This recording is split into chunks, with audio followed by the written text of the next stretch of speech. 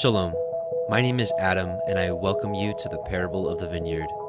Every day, Yahuah is waking up a remnant, a group of people who are coming out of deceptions, realizing our walk is to consist of faith and obedience to his righteous commands. Each week, we read through and examine a portion of the Torah, allowing the Spirit of the Most High to guide, teach, and open our eyes and ears to the wondrous matters out of his law. Join us as we seek to be refined by his word, preparing ourselves for the return of our King of Kings, being faithful and obedient, walking in his way, truth, and life.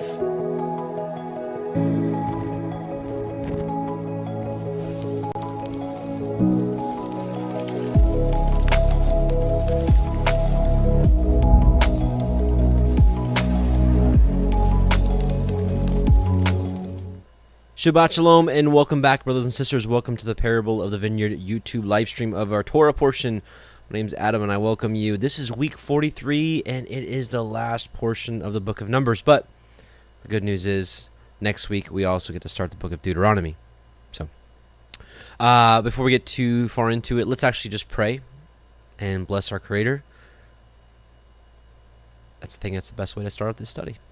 Heavenly Father, Yahuah, we come before you and bless you in Yahusha's name. We thank you for the ability to gather together like this all across this earth that you've made, and to study your word, to study your Torah, and to sharpen each other. And, oh Father, we just pray that you would continue to open our eyes and ears and to bestow wisdom upon us that we may understand your word and do it. We bless you and thank you for sending Masei, Yahusha, that we may have forgiveness and that he showed us how to do this. Shabbat Shalom. Amen. All right, let's get into it. So this is going to be Masei. This is Numbers 33:1 through 36:13. So we're going to finish up the book of Numbers today. So let's get to it. And so Masei, it talks about the journeys. It talks about the instructions for inheriting the land, the Levitical cities. And what else? And yeah, the daughters of Zelophehad again. So, with that being said, let's go. Numbers 33:1, and we're going to be reading out of the Sefer version, and we'll be cross-referencing in the Aramaic Targums a little bit too. These are the journeys of the children of Yasharel, which went forth out of the land of Mitzrayim with their armies under the hand of Moshe and Aharon. And Moshe wrote their goings out according to their journeys by the commandment of Yahuah, and these are their journeys according to their going out. So, interesting little note here that, Yahuah, or the word of Yahuah, told him, hey, write down these journeys. It's important. I'll share with you kind of some of my thoughts here in just a moment. And they departed from Ramesses in the first month, on the 15th day of the month. On the morrow after the Pesach, the children of Yasharel went out with a high hand in the sight of all the Mitzrayim, of all the Egyptians. It's interesting, as you go through these journeys, as we're finding out, Hebrew names have such deep meaning to them sometimes, and sometimes it tells part of the story. Sometimes a name's just a name, but sometimes there's some interesting things, like the first place they're at, after, think about this, the journey started in Ramesses. They departed from Ramesses, right? So their journey started in Ramesses. Well, that translated is the Son of God, right? And then the next place they go here, we'll read that in a second. So, for the Mitzrayim buried all their firstborn, which Yahuah had smitten among them. Upon their Elohim also Yahuah executed judgments, right? So all their gods are false gods. And the children of Yasharel removed from Ramesses and pitched in Sukkot. So Sukkot is shelter or dwelling. So starts with the son of Elohim and into his shelter, his dwelling. I don't know, it's interesting. Maybe I'm reaching here, but I think it's kind of cool. And they departed from Sukkot and pitched in Etham, which is in the edge of the wilderness. And Etham means in the wilderness, the edge of the wilderness. And they removed from Etham and turned again into Pi Hahiroth, which is before Baal Zephon, and they pitched before Migdol. And Baal Zephon was like this large false god image. We read about this back in Exodus when we read through the Targums. It clarified this Baal Zephon was like an Egyptian idol, like the only one that was left. This was outside of Egypt. Let's see, Pi-Haroth is mouth of caverns. Migdol is the tower, right? So, interesting. I'll tell you what, I'll probably share my notes on this, and that way if you all want to kind of take a look at some of the names of all these, the meanings for all these names, it's kind of interesting. And they departed from Pi-Hahiroth and passed through the midst of the sea into the wilderness, and went 3 days' journey in the wilderness of Etham, and pitched in Marah. And they removed from Marah and came to Elim, and Elim were 12 fountains of water and 70 palm trees, and they pitched there. I think in the Targum it says the 12 fountains representing the 12 tribes, and the 70 palm trees representing the 70 elders.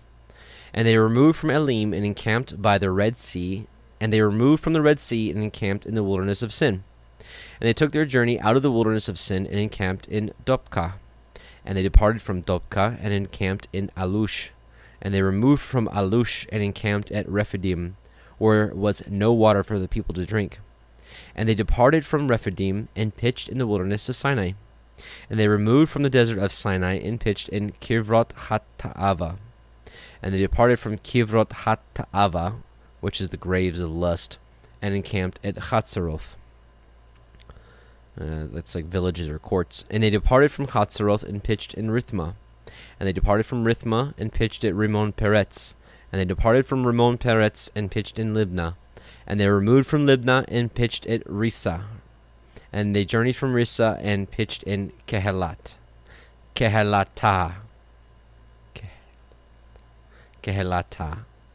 And they went from Kehelatah and pitched in Mount Shefer. And they removed from Mount Shefer and encamped in Chadara. And they removed from Chadara and pitched in Makheloth. And they removed from Makheloth and encamped at Tachat. That's interesting. I don't have Tachat down here. I must have missed that one. And they parted from Tachat and pitched at Terach. That was the Abraham's father's name. And they removed from Terach and pitched in Mithka. And they went from Mithka and pitched in Chashmona. And they departed from Chashmona and encamped at Moserot. And they departed from Moserot and pitched in Bnei Yakan.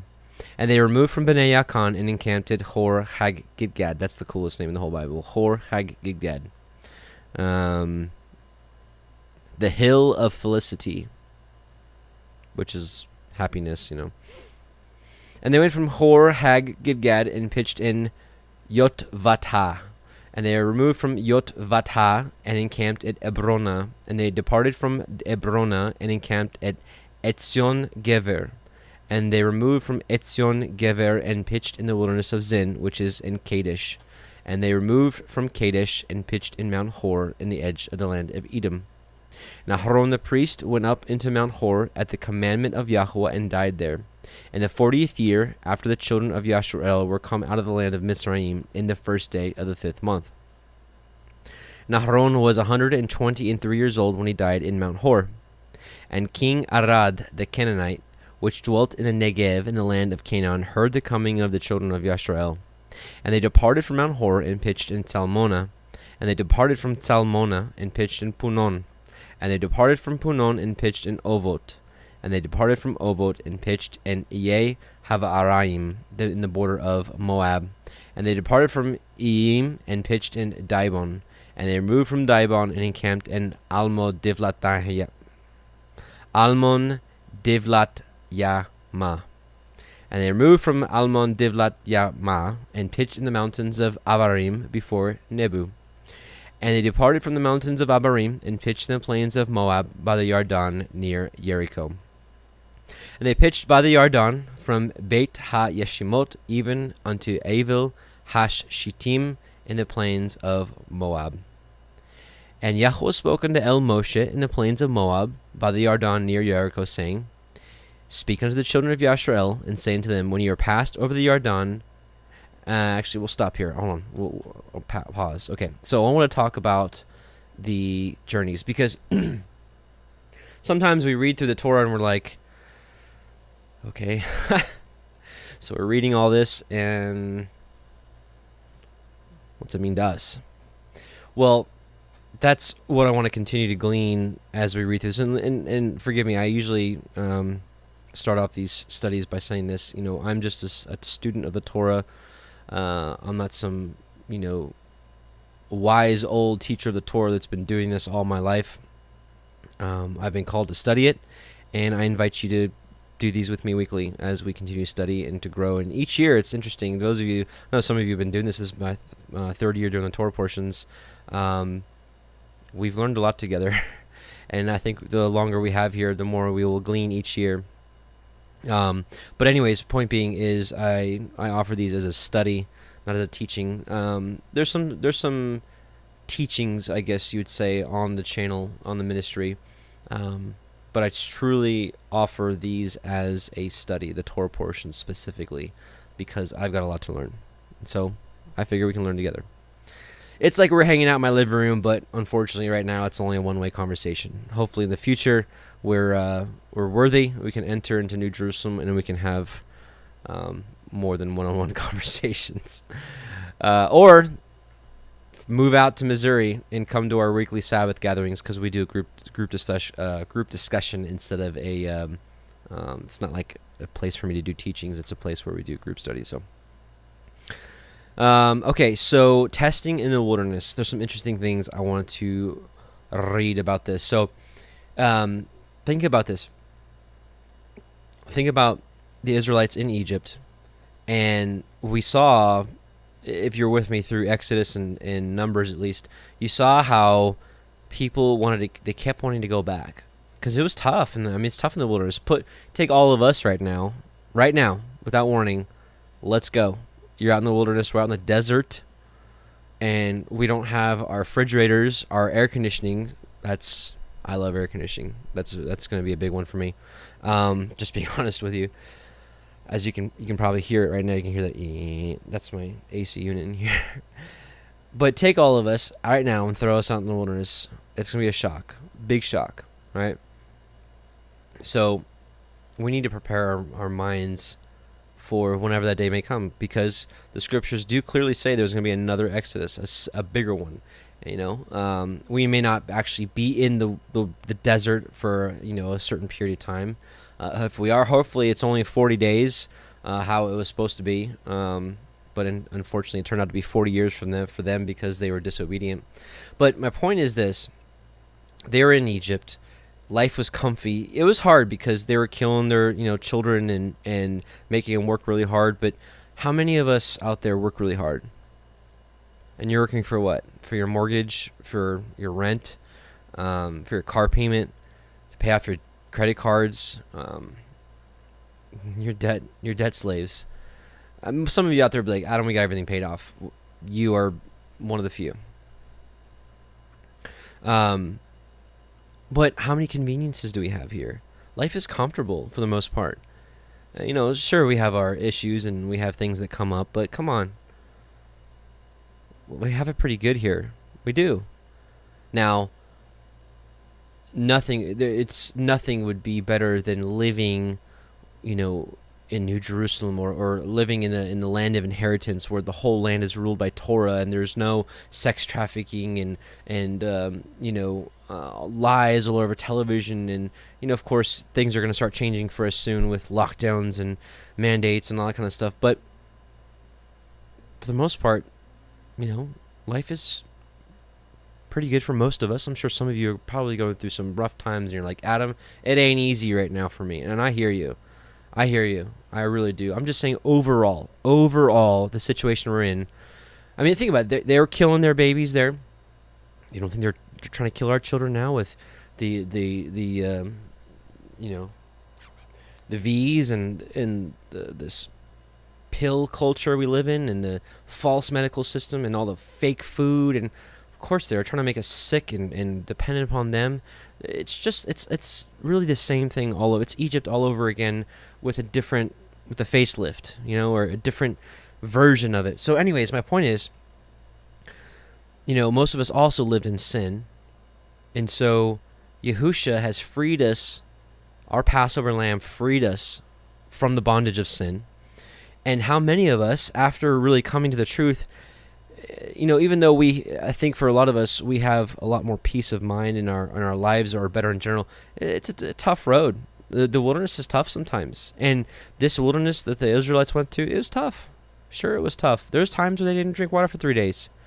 That's hard. Like, one day for me is hard of not drinking water because I'm not used to it. I've been in some hot climates. I've been through some really rigorous things in the Marine Corps, but we had water. You know what I mean? So, anyways, we should realize that we're being tested just like the Israelites were, and in a large part they all failed because they're disobedient. So the point is we need to stick it through and keep his ways and keep his commandments at every stop. And we just read 40 stops at every stop, whatever it is. Some of these stop names, shelter, dwellingness, or wilderness. One of the stop was bitterness. Another stop was resting place. Another stop was the shining place. Whiteness, heap of ruins, assembly, brightness, fear, place of assembly, support, sweetness, fatness, bonds, a hill of felicity, right? Hor HaGidgad, I love that name. Pleasantness, the backbone of man, a dry place. I mean, so it's like whatever is thrown our way, we need to stick it through with him. All right, let's read. So in thinking that, this is going to happen again one day, 2 Esdras 15:10-18. Behold, my people is led like a flock to the slaughter. I will not allow them to live any longer in the land of Egypt, but I will bring them out with a mighty hand and with an uplifted arm, and will smite Egypt with plagues as before, and will destroy all its land. Let Egypt mourn and its foundations for the plague of chastisement and punishment that Yahuah will bring upon it. Let the farmers that till the ground mourn, because their seed shall fail, and their trees shall be ruined by blight and hail and a terrible tempest. This is the destruction of Egypt all over again, right? And he's saying right here, I will bring them out with a mighty hand, right? And as a people in general, we're led like a flock to the slaughter, especially with this V situation. You know what I'm talking about, the V that's going on. Anyways, and he's going to destroy Egypt again. Alas for the world and those who live in it, for the sword and misery draw near them, and nation shall rise up to fight against nation with swords in their hand. For there shall be unrest among men, growing strong against one another.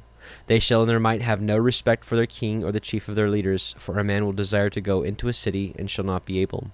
For because of their pride, the city shall be in confusion, and the houses shall be destroyed, and people shall be afraid. So I thought that was interesting. We did a study, if you haven't seen it, we did a study, was it a couple days ago, 2 days ago, a couple days ago, called Lockdowns in the Bible.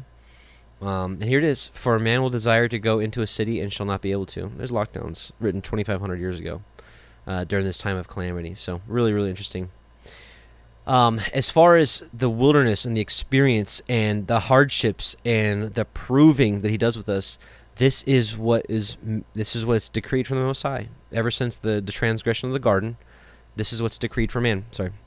I'm going to read 2 Esdras 7:6-14. Another example, there is a city built and set on a plain, and it is full of all good things, New Jerusalem. But the entrance to it, New Jerusalem, is narrow and set in a precipitous place, just like Yahusha said, the way to life is narrow. So that there is fire on the right hand and deep water on the left, and there is only one path lying between them, that is, between the fire and the water, so that only one man can walk upon that path. If now that city is given to a man for an inheritance, how will the heir receive his inheritance unless he passes through the danger set before him? That's our portion. That is what's been given to us. If you want to get into this New Jerusalem, right, this kingdom, you got to pass through the narrow and difficult places. So he's asking, how can he receive the inheritance unless he goes through, unless he walks that path? And I said, he cannot, Adonai. And he said to me, so also is Israel's portion. For I made the world for their sake, and when Adam transgressed my statutes, what had been made was judged. And so the entrances of this world were made narrow and sorrowful and toilsome. They are few and evil, full of dangers, and involved in great hardships. That's the walk. That's the wilderness. That's the testing, the proving in the wilderness. But the entrances of the greater world are broad and safe and really yield the fruit of immortality. Therefore, unless the living pass through the difficult and vain experiences, they can never receive those things that have been reserved for them. This is what we have to go to. This is part of it. So think about it. The Israelites were saved out of the land of Egypt, and they were protected from death by the blood of the lamb, the Passover lamb, foreshadowing Messiah. They go into the wilderness to be proved, tested, to see what was in their heart, to see if they keep his commandments or not. The people that didn't go in. The people that did went in. That is an example for us, and Paul does a good job of knitting it together. 1 Corinthians 10:1-13. I want you to know, brethren, that our fathers were all under the cloud, and all passed through the sea, and all were baptized into Moses in the cloud and in the sea. And all ate the same supernatural food, and all drank the same supernatural drink. For they drank from the supernatural rock which followed them, and that rock was Messiah. Right? And so don't let anybody tell you that Messiah didn't interact with man prior to him coming down and being born of the Virgin Miriam. Nevertheless, with most of them, Elohim was not pleased, for they were overthrown in the wilderness. Now these things are warnings for us, not to desire evil as they did.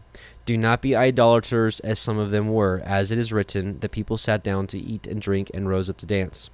We must not indulge in immorality as some of them did, and 23,000 fell in a single day. We must not put Yahuah to the test, as some of them did and were destroyed by serpents, nor grumble, as some of them did and were destroyed by the destroyer. And that's a big one.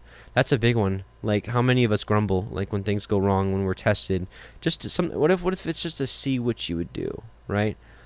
What if it's just to see your reaction and see how you'll handle things? And I'm talking to myself, too, because I used to be a grumbler. I would always just be like, such and such and such. I was. I can admit that before you all. I used to complain and grumble a lot. And I have to catch myself, right? Like, if something goes wrong in my life, first thing I'm like, what did I do? At least that's how I'm thinking. I'm not doing it. I'm like being I'm not doing that, but I'm just saying in my mind, I'm like, oh, what did I do, But sometimes this testing is just to see how we'll react, see how our faith, our perseverance, you name it. Now these things happened to them as a warning, but they were written down for our instruction, upon whom the end of the ages has come. Therefore let anyone who thinks that he stands take heed lest he fall. No temptation has overtaken you that is not common to man. Elohim is faithful, and he will not let you be tempted beyond your strength. But with a temptation will also provide the way of escape, that you may be able to endure it. Praise be to Yah. Okay. Let's go back. Numbers 33:50.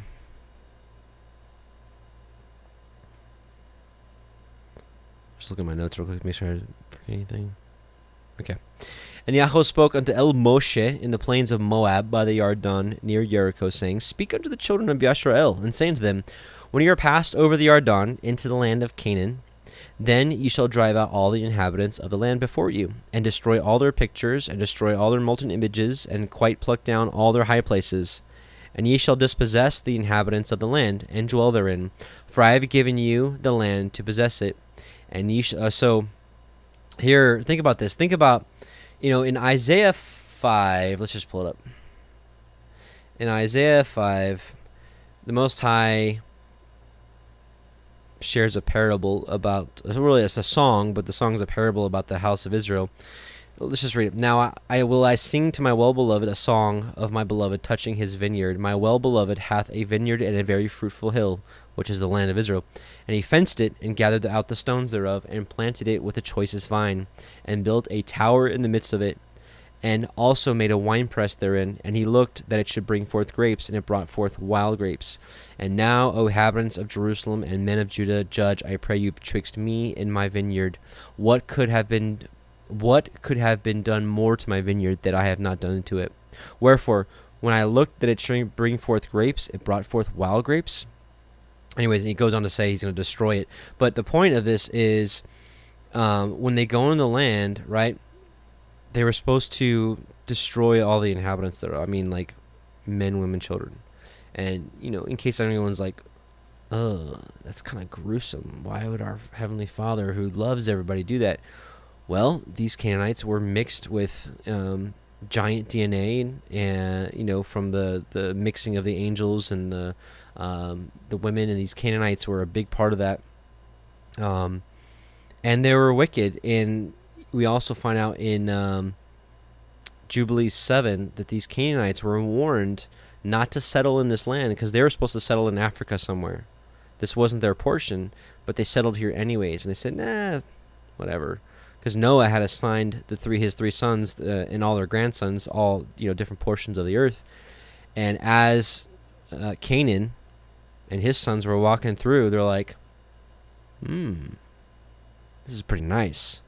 What do y'all say we just hang out here? And everybody's like, hey, don't do that. You're going to be cursed. And they're like, we're good. We're good. We're going to hang out here. And so this was part of their, this was part of what was coming to them. I forget what chapter in Jubilees. I want to say it's somewhere between 7 and 9 in Jubilees if you want to read that. But this is part of that curse. And the Israelites were to execute that judgment, that vengeance upon them. So that's the main part. More so that was the real reason. But of course, their DNA was mixed and all those kind of things. But the point is if I get off on these tangents sometimes. If you look at how Israel was likened to a vineyard, and they were planted in a choice hill, which is the land of Israel, prime location essentially. Anyone that's ever planted anything, what happens to your crops when weeds start growing all around it, right? It kind of overtakes. It sucks up the nutrients from the ground. It just overtakes the ground, right? And it's not a good situation. And, and then it robs the nutrients, and then the fruit can't produce, as well from the plant, and so on and so forth. So we all know that if you don't get the weed by the root, boy, it just comes back with a vengeance. I mean, it's just it's just terrible. And so what he's saying here is destroy all of them, everything they have, all their images. I mean, everything, just destroy everything. Because they're like weeds. They're like weeds in this fruitful hill.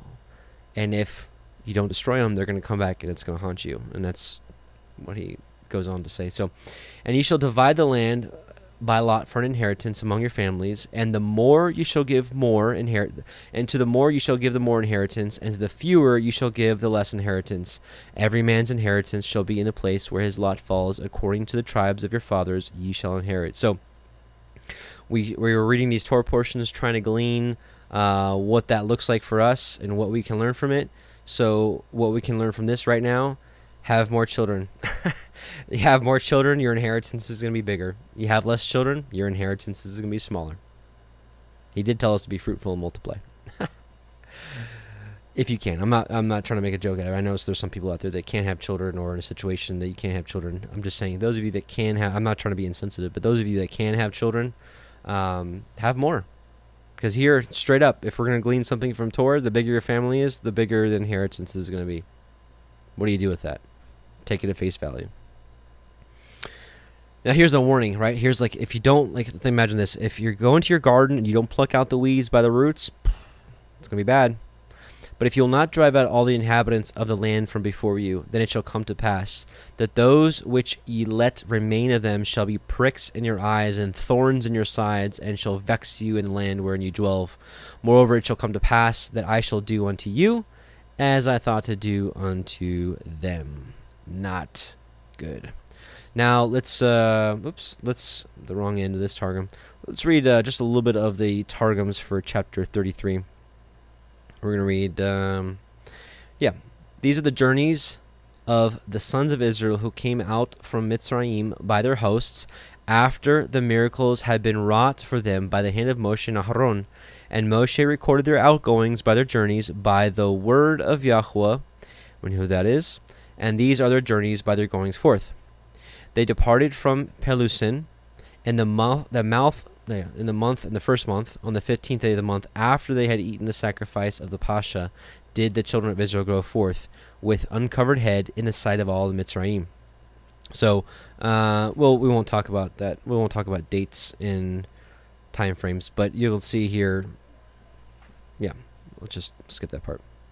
And then Mitzrayim buried those whom Yahuah had killed among them, even all the firstborn, and upon their idols did the word of Yahuah do judgments. Their molten idols were dissolved, their idols of stone were mutilated, their idols of earthenware broken in pieces, their wooden idols turned to ashes, and their cattle gods were slain with death. Pretty cool stuff, right? But you can see here the word of Yahuah. So our Yahusha came down and was like, or at least he decreed it. One of the two. I'd like to think he came down and was like, okay. So let's in wrapping up about, I want to wrap up my thoughts about the garden and getting out the weeds. How much even more so if our beings, our soul, our ruach, whatever, our whole self is the temple of Yahuah, and it's the word of Yahuah is the seed, and it gets sown into us. What kind of ground are we? Well, you can look at sin as being like weeds or like thorns that like the thorns that choke up the word in the parable of the sower. But if we have sin like rooted in our heart, and we're like, we just take off the surface, but we don't get to the root of it, there's a problem. And we talked a lot about this. If you're interested in learning a lot more about this, we talked about it in the Hebrew Gospel of Matthew when we went through the Beatitudes. So pretty much all of Matthew 5 and some of 6, which consisted of about 3-4 different weeks of studies, we talked about getting at the root of sin, getting at the root of the problem. And that's like just a, kind of a spoiler alert. It's kind of the basic premise or thought process of that is when Masei expounded on the commandments, where he's like, you've heard it was said of old time, thou shalt not murder. But I say unto you, you shall not hate your brother in your heart, because hating your brother in your heart is the root of the problem. People don't murder other people unless they have hate, or it's jealousy. So it could be jealousy too, to be in fairness. Like, your wife's caught in adultery, and you hate the guy, and you want to kill him, whatever. But getting to the root of the problem, just like a good gardener gets to the root of the weeds, we need to get to the root of our sin and our issues and whatever it may be.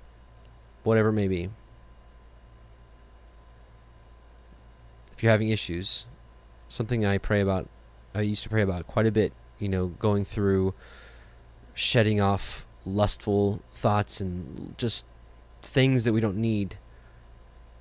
Yahuah, it's in Psalm 119, Yahuah, turn my eyes away from beholding worthless things. Numbers 34. And Yahuah spoke unto Moshe, saying, command the children of Yisrael, and say unto them, when you are come into the land of Canaan, this is the land that shall fall unto you for an inheritance, even the land of Canaan, with the coast thereof. Then your south quarter shall be from the wilderness of Zin, along the coast of Edom, and your south border shall be the utmost coast of the salt sea eastward. And your border shall turn from the Negev to the ascent of Male Akrabim, and pass on to Zin. And the going forth thereof shall be from the Negev to Kadesh Barnea, and shall go on to Chatzar Adar, and pass on to Atzmon. And the border shall fetch a compass from Atzmon unto the river of Mitzrayim, and the goings out of it shall be at the sea. And as for the western border, ye shall even have the great sea for a border. This shall be your west border, and this shall be your north border. From the great sea ye shall point out for you Mount Hor. From Mount Hor ye shall point out your border unto the entrance of Hamat. And the goings forth of the border shall be to Tzedad. And the border shall go unto Ziphron, and the goings out of it shall be at Chatzar Enan. This shall be your north border. And ye shall point out your east border from Chatzar Enan to Shepham. And the coast shall go down from Shepham to Rivla, on the east side of Ain. And the border shall descend, and shall reach unto the side of the sea of Kinneroth eastward. And the border shall go down to the Yarden, and the goings out of it shall be at the salt sea. This shall be your land with the coast thereof round about. And Moshe commanded the children of Yisrael, saying, This is the land which ye shall inherit by lot, which Yahuah commanded to give unto the 9 tribes, and the half-tribe. For the tribe of the children of Reuben according to the house of their fathers, and the tribe of the children of Gad according to the house of their fathers, have received their inheritance, and half of the tribe of Manasseh have received their inheritance. The 2 tribes and the half-tribe have received their inheritance on this side of the Yarden, near Jericho, eastward, toward the sun rising. And okay, let's see a visual of that. That's Joshua. Where's the one? Oh, that's the Levite cities. I didn't mean to. Here, click the wrong one. So yeah, there's the Numbers 34. The Numbers 34 map.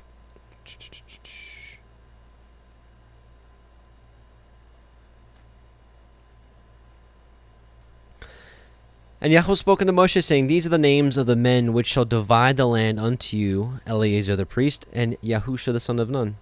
And ye shall take 1 prince of every tribe to divide the land by inheritance. And the names of the men are these: of the tribe of Yehudah, Caleb the son of Jephunneh. And the tribe of the children of Shimon, Shemuel the son of Ammihud. Of the tribe of Benjamin, Elidad the son of Kislon. And the prince of the tribe of the children of Dan, Bukai the son of Yoglai. And the prince of the children of Joseph, for the tribe of the children of Manasseh, Chaniel the son of Ephod. And the prince of the tribe of the children of Ephraim, Kemuel the son of Shiftan. And the prince of the tribe of the children of Zebulun, Elisaphan the son of Parnak. And the prince of the tribe of the children of Issachar, Paltiel the son of Azan. And the prince of the tribe of the children of Asher, Achiud the son of Shalomai. And the prince of the tribe of the children of Naphtali, Pedahel the son of Ammihud. These are they whom Yahuah commanded to divide the inheritance unto the children of Yisrael in the land of Canaan. Let's see, what did I have? Did I have any? Okay, yeah, that's all I had for 34. Okay, 35. And Yahuah spoke unto Moshe in the plains of Moab by the Yarden near Jericho, saying, Command the children of Yisrael that they give unto the Leviim of the inheritance of their possessions, cities to dwell in, and ye shall give also unto the Leviim suburbs for the cities round about them. And the cities shall they have to dwell in, and the suburbs of them shall be for their cattle, and for their goods, and for all their beasts. And the suburbs of the cities, which ye shall give unto the Leviim, shall reach from the wall of the city, and outward 1,000 cubits round about. And ye shall measure from without the city on the east side 2,000 cubits, and on the south side 2,000 cubits, and on the west side 2,000 cubits, and on the north side 2,000 cubits, and they shall be in the midst. This shall be to them suburbs of the cities. And among the cities which ye shall give unto the Leviim, there shall be 6 cities for refuge. We'll talk about this in a little bit. Which ye shall appoint for the manslayer, that he may flee thither. And to them ye shall add 42 cities. So all the cities which ye shall give to the Leviim shall be 48 cities, and shall you give with their suburbs. And the cities which ye shall give shall be of the possession of the children of Yisrael. From them that have many ye shall give many, but from them that have few ye shall give few. Everyone shall give of his cities unto the Leviim according to his inheritance which he inherits. So here's the Levite cities, and you'll see here's a good one. So it's cool. You see they're totally spread around. One I think about quite frequently is Anathoth, where Jeremiah was from, the priests in the land of Benjamin. Okay, there's a cool little write-up I want to read for you. I did a good job of talking about the Levitical cities. This is on Bible Gateway. Just type in Bible Gateway Levitical cities if you want to look this up. 48 cities allotted to the Levites by Moses and Yahusha. The tribe of Levi did not receive any part of the land of Canaan as an inheritance. References. To compensate them for this, they received the tithes of Israel for their support. So they did the work of Yah, and the people supported them. And 48 cities were allotted to them out of the inheritance of other tribes. Of these cities the priests received 13.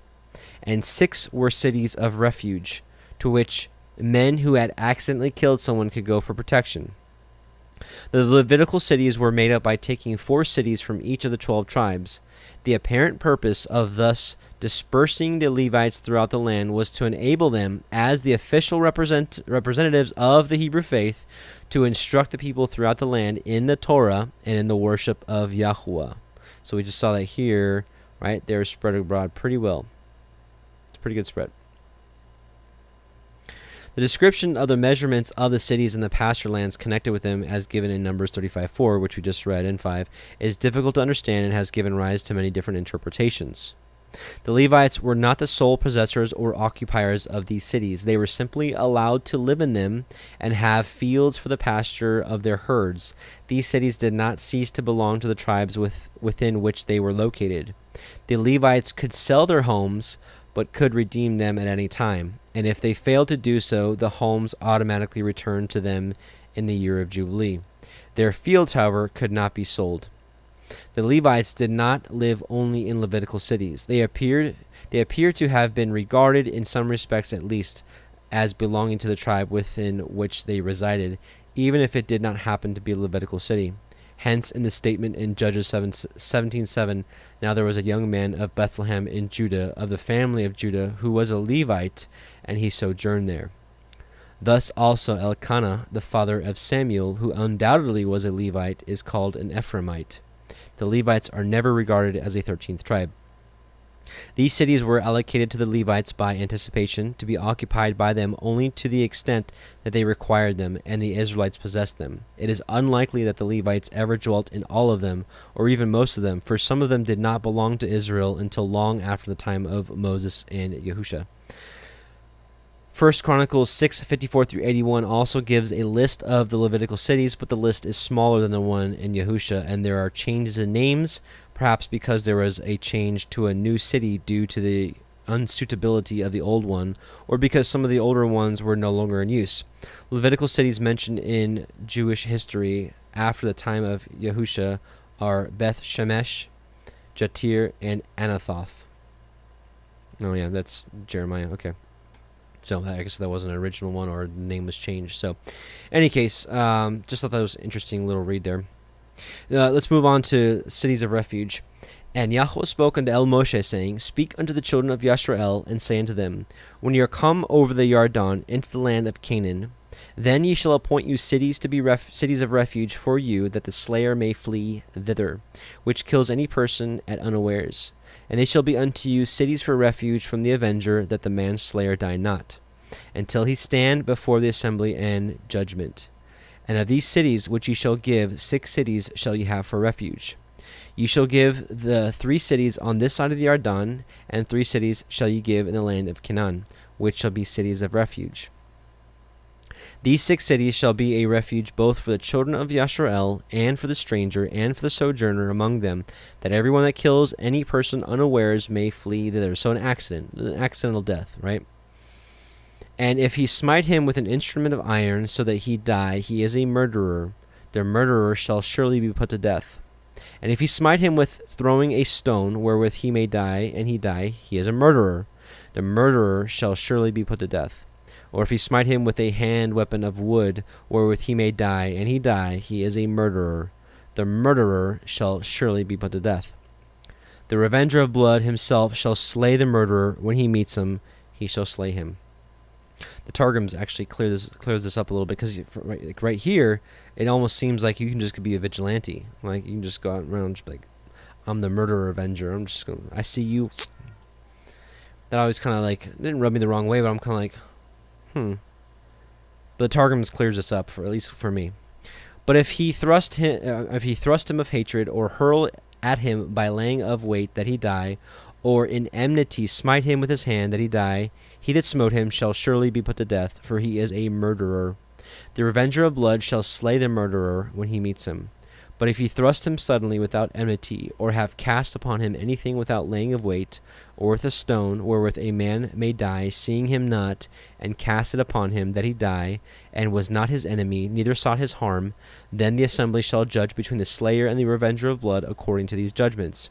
And the assembly shall deliver the slayer out of the hand of the revenger of blood, and the assembly shall restore to him the city of his refuge, where he was fled, and he shall abide in it unto the death of the high priest, which was anointed with the holy oil. That is interesting. First of all, city of refuge. Here are the 6 of them. Let's go the 3 on the east side of the Jordan, and the 3 on the west side.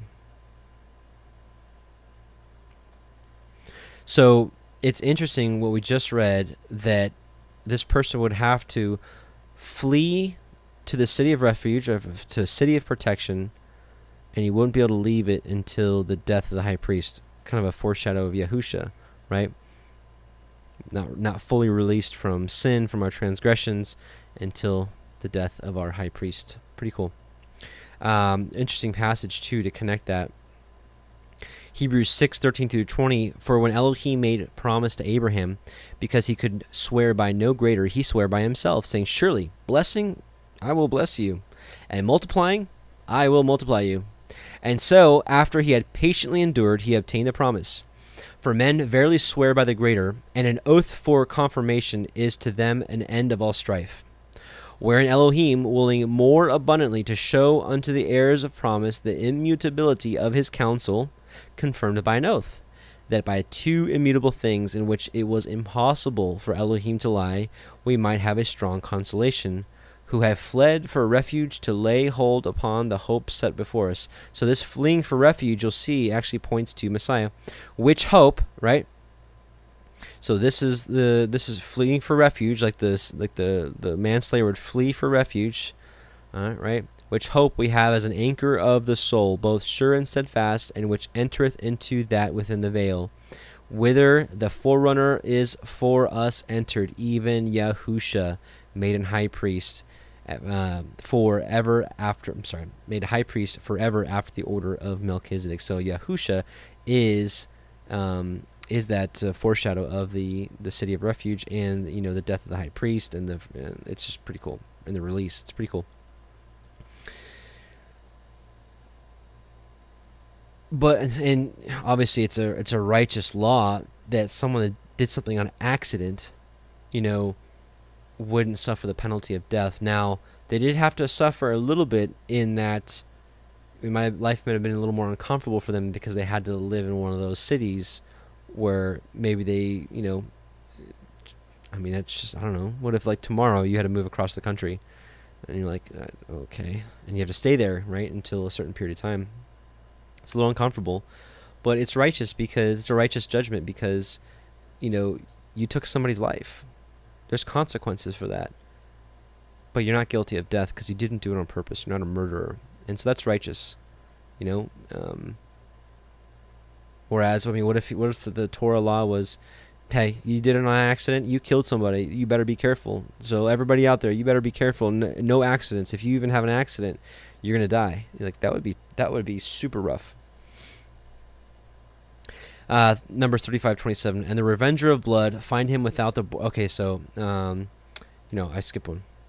But if the slayer shall at any time come without the border of the city of his refuge, whither he was fled, and the revenger of blood find him without the borders of the city of his refuge, and the revenger of blood kills the slayer, he shall not be guilty of blood. So, like, if you leave this protection of the city, and you die, or you're allowed to be murdered, you're allowed to be killed. So it's just like, whoa. Because he should have remained in the city of his refuge until the death of the high priest, but after the death of the high priest, the slayer shall return into the land of his possession. So these things shall be for a statute of judgment unto you throughout your generations and all your dwellings. Whoso kills any person, the murderer shall be put to death by the mouth of witnesses. But one witness shall not testify against any person to cause him to die. So here we kind of see that. That there has to be witnesses, and somebody just can't go around and be like, hey, I saw him, he murdered. That's not how it works. It's not vigilante stuff. Moreover, ye shall take no satisfaction for the life of a murderer, which is guilty of death, but he shall surely be put to death. And ye shall take no satisfaction for him that is fled to the city of his refuge, that he should come again to dwell in the land until the death of the high priest.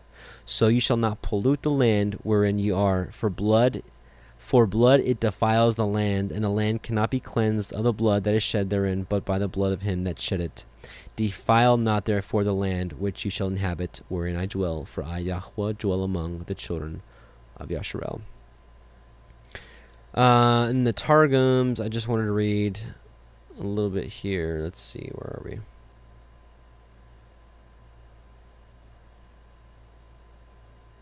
Did I go too fast now? Okay. We're just going to read a little bit right here.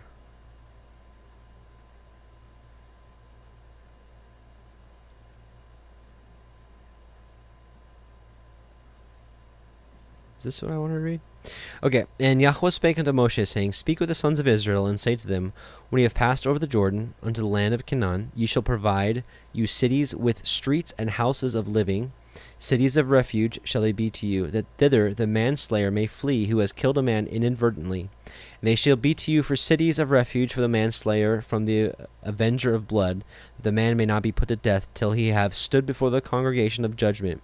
And these cities which you give shall be 6 cities of refuge for the manslayer. 3 ye shall appoint beyond Jordan, and 3 in the land of Canaan. Cities of refuge shall they be for the sons of Israel, and the sojourners among you be these 6 cities of refuge, that thither whoever has killed a man through ignorance may flee. Yeah,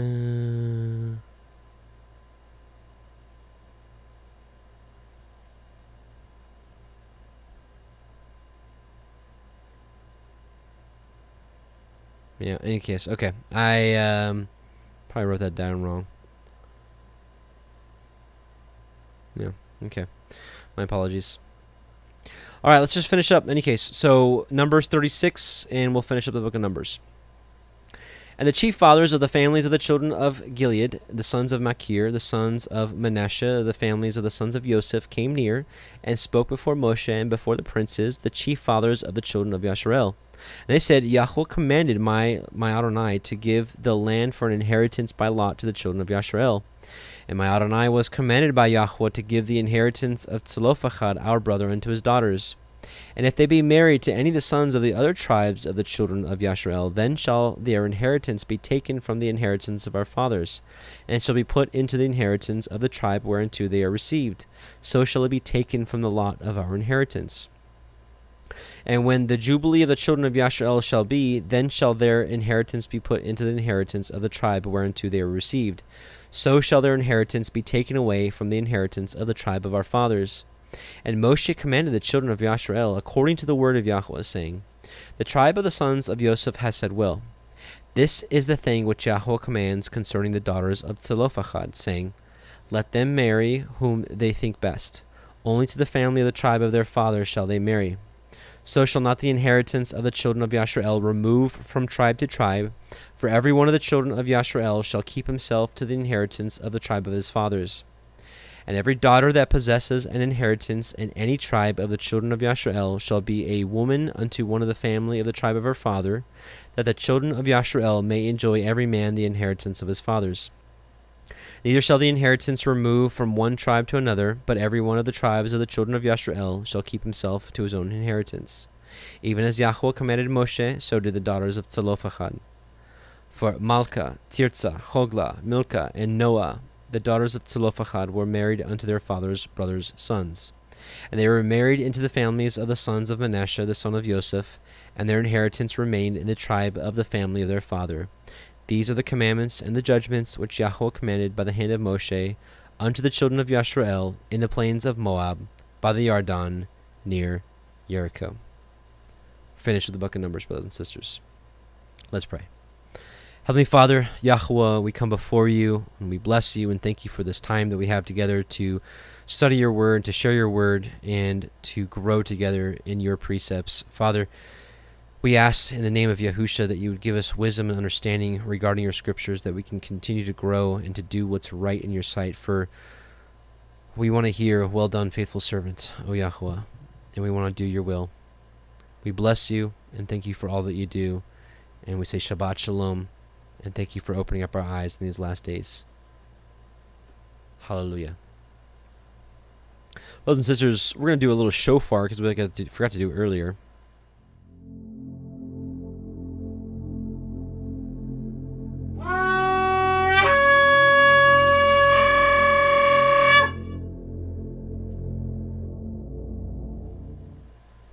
Also, if you haven't heard, we are doing a nationwide baptism. We've got maybe like 12, 13 locations going on. It's going to be the 14th of August. And if you want some more information, there's just like a 3-minute video here. You can check it out.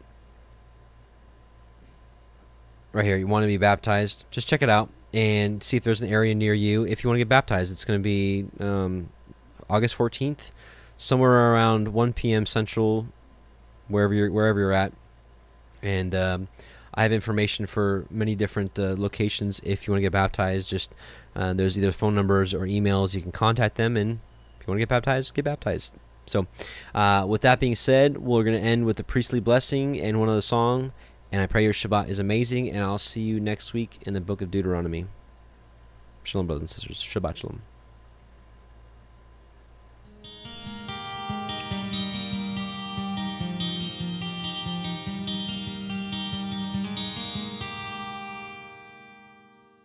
Yevarechecha Yahuah ve'yishmerecha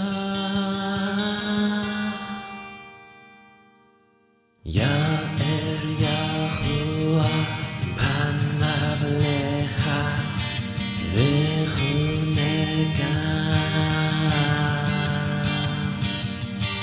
Yisa Yahuah panav lecha ve'yaseh lecha shalom Yisa Yahuah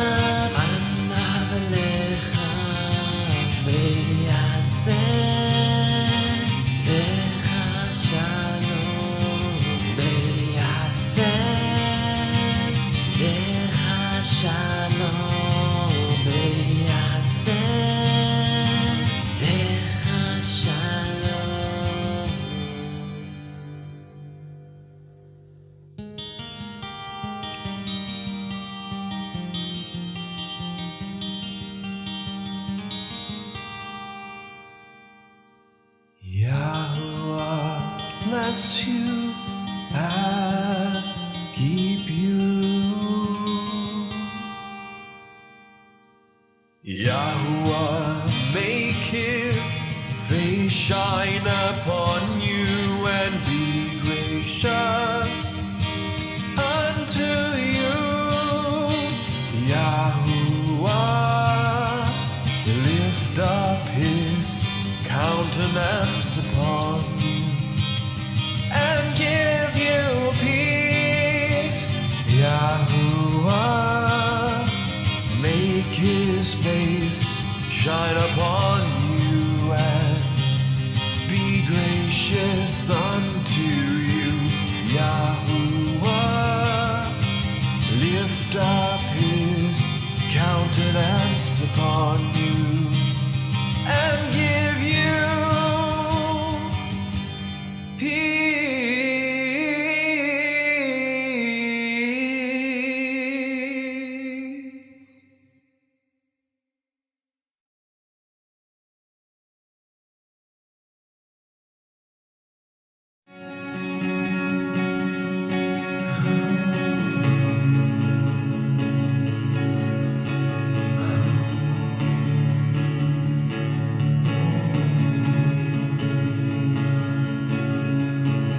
Everywhere I look, they're filled with